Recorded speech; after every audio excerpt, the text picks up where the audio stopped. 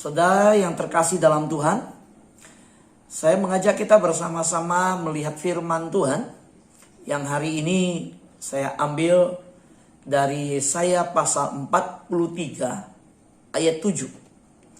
Yesaya 43 ayat 7, demikian bunyi firman Tuhan. Semua orang yang disebutkan dengan namaku, yang kuciptakan untuk kemuliaanku, yang kubentuk dan yang juga kujadikan. Yesaya 43, Lembaga Alkitab Indonesia memberikan judul pada perikopnya bahwa Tuhan satu-satunya penebus. Di dalam ayat yang ketujuh, Tuhan menyatakan Dia adalah Tuhan yang menciptakan, yang membentuk, dan yang menjadikan. Untuk apa? Semua untuk kemuliaan Tuhan. Oleh karena itu Roma pasal 11 ayat 36 dikatakan semua untuk kemuliaan Tuhan, oleh Dia, untuk Dia, dan bagi kemuliaan Tuhan. Nah, tujuan hidup manusia itu hanya ditemukan di dalam penciptaan Tuhan.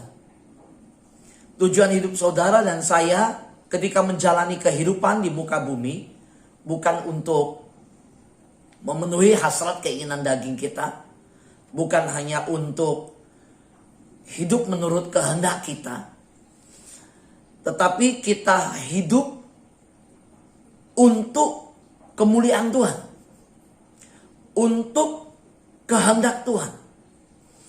Karena di dalam ayat ini Tuhan sudah menyatakan bahwa Dialah yang menjadikan segalanya. Nah saudara, karena itu seluruh ciptaan itu harus kembali kepada Sang Pencipta. Bagaimana akan menemukan kebahagiaan hidup? Kembali kepada tujuan penciptaan. Kalau ada yang berkata hidup terasa hampa, tidak ada kebahagiaan, ada kegalauan, tidak memiliki tujuan.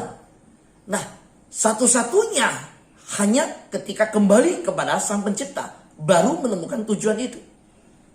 Saat-saat seperti kita lakukan, mendengar firman Tuhan, kita berdoa bersama, kita menyembah Tuhan bersama, kita sedang melakukan satu tindakan kembali kepada tujuan daripada penciptaan. Nah, Mazmur pasal 121 ayat 7 berbicara demikian. Saya bacakan. Mazmur 121 ayat 7.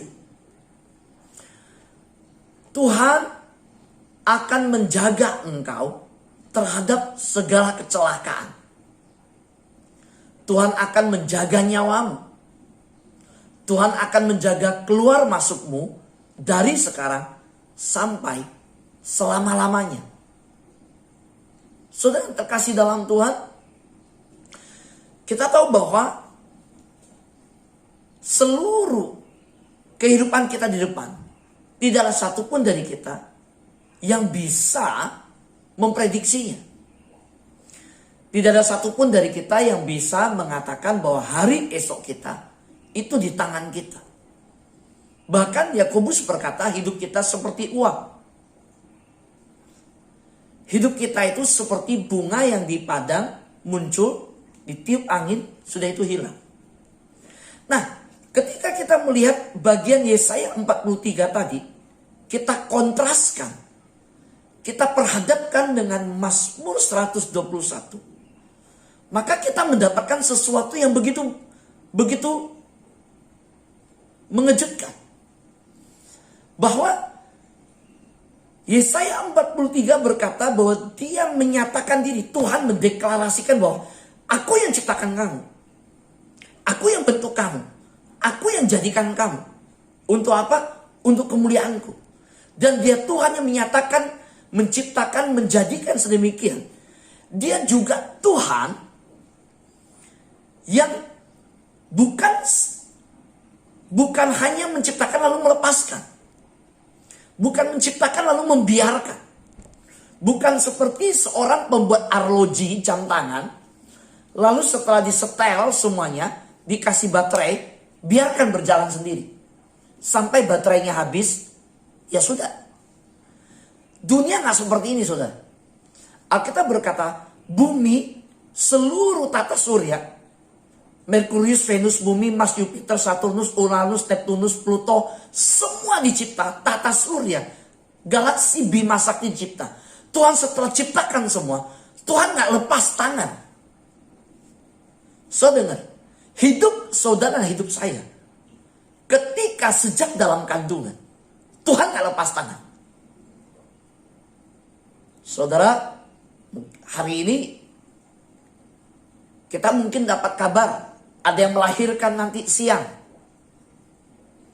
Tapi jujur coba tanya, kalau saudara yang punya istri yang akan melahirkan, saudara nggak mungkin punya suami yang akan melahirkan. Maka saya tegaskan, saudara yang punya istri yang akan melahirkan. Saudara, sejak di dalam kandungan, Mazmur berkata, Tuhan tahu anak itu. Tuhan membentuk. Nah, dari kata sejak dalam kandungan, itu sudah menyatakan bahwa Tuhan gak lepas tangan. Gak kayak pembuat arloji udah dibikin selesai. Enggak. Sudah konsep daripada dunia berkata, dunia ini dicipta lalu dilepas, dibiarkan jalan sendiri. Alkitab bilang enggak. Saya baca Alkitab, Tuhan berkata, aku menopang. Oleh karena itu, bahkan bayi dalam kandungan pun Tuhan nyatakan dirinya, aku Tuhan yang tahu, aku bentuk, aku merangkai, aku siapkan masa depannya, aku tahu merekam dia di bumi yang paling bawah, aku tahu setiap tulang-tulangnya, dan bahkan ketika dia dilahirkan, sampai kepada kematian, aku tahu semuanya. Nah maka, walaupun saudara, kita tahu bahwa firman Tuhan berkata bahwa hidup manusia seperti bunga rumput, seperti uap. Kalimat itu bukan membuat kita merasakan bahwa hidup itu begitu pesimis, enggak. Enggak kontradiksi ayat itu. Justru itu menyadarkan kita hidup seperti uap itu, kita harus sungguh-sungguh bersyukur, sungguh-sungguh menjalani dengan serius hidup ini, penuh tanggung jawab di hadapan Tuhan. Amin saudara. Iya. Dan bukankah kita terhibur dengan Mazmur 121 ayat 7 ini? Saya bacakan ulang, dengar. Tuhan akan menjaga engkau terhadap segala kecelakaan. Tuhan akan menjaga nyawamu. Saudara, kita baru mendengar kabar-kabar yang begitu luar biasa, musibah yang terjadi. Tapi ayat ini berkata jelas bahwa Tuhan akan menjaga engkau terhadap segala kecelakaan. Tuhan akan menjaga nyawamu. Artinya nyawa kita ada di tangan Tuhan. Dan dikatakan Tuhan akan menjaga keluar masukmu dari sekarang sampai selama-lamanya. Saya mau tanya, saudara. Di ujung dunia manapun, saudara, hari ini, so bisa kasih tahu saya nih, ada pribadi yang memberi perlindungan yang sempurna. Saudara pernah dapat penjagaan 24 jam? Gak ada. Selalu mungkin akan geleng-geleng kepala, gak ada. So saya mau berkata, dapatkah kita menjaga diri kita juga, melindungi keluarga kita selama 24 jam penuh? Dapat? Gak dapat. Karena itu ayat firman Tuhan ini saya bagikan untuk saudara.